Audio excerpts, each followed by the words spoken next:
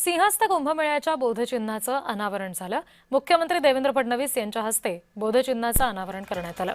यावेळी उपमुख्यमंत्री एकनाथ शिंदे, उपमुख्यमंत्री सुनेत्रा पवार यांच्यासह इतरही मान्यवर उपस्थित होते। तसंच कुंभमेळा मंत्री गिरीश महाजन, छगन भुजबळ, दादा भुसे, उदय सामंत हे सुद्धा उपस्थित होते।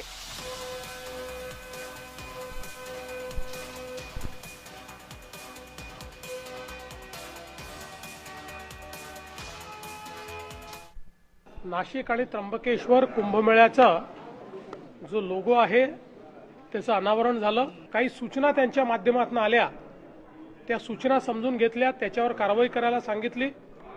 एक अतिशय भव्य आणि दिव्य अशा प्रकारचा कुंभ झाला पाहिजे आणि जे काही भाविक येतील, जे काही साधू संत महंत येतील, या सगळ्यांची चांगल्यात चांगली सोय झाली पाहिजे। या दृष्टीनं एक अतिशय चांगला अशा प्रकारचा प्लॅन आम्ही तयार केला आहे आणि त्यामध्ये साधू महंतांचं देखील एक मोठं सहकार्य आम्हाला मिळत आहे। कुंभमेळ्याच्या बोधचिन्हाचं देखील लोगोचं अनावरण झालं।